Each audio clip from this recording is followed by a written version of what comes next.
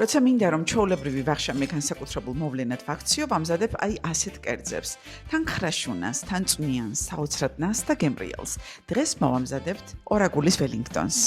კარაქში მოვშუშოთ ნიორი, დავამატოთ დაჭრილი ისპანახი, მარილი, კრემყველი, შავი პილპილი და წითელი დაღერღილი წიწაკა. ასეთი კერძის მომზადებისას მთავარია თევზი იყოს ცოცხალი, ორგანული და სანდო. მე გამოვიყენებ გურია ფიშის ნორვეგიულ ორაგულს. თევზის ფილე გავათავისუფლოთ ფხისგან, გადავაძროთ ტყავი, შემდეგ გავაბრტყელოთ ფენოვანი ცომი, წაუსვათ ისპანახიანი გულსარდის ნაწილი, გულსარდზე მოვათავსოთ გასუფთავებული თევზი, ზემოდან ისევ გულსართი და დავაფაროთ ფენოვანი ცომის მეორე ნაწილი. გამოდევნეთ ჰაერი და აფიქსირეთ თევზი, კიდეები მოუკარით ჩანგლით და ზედმეტი ნაწილები მოვაჭერით.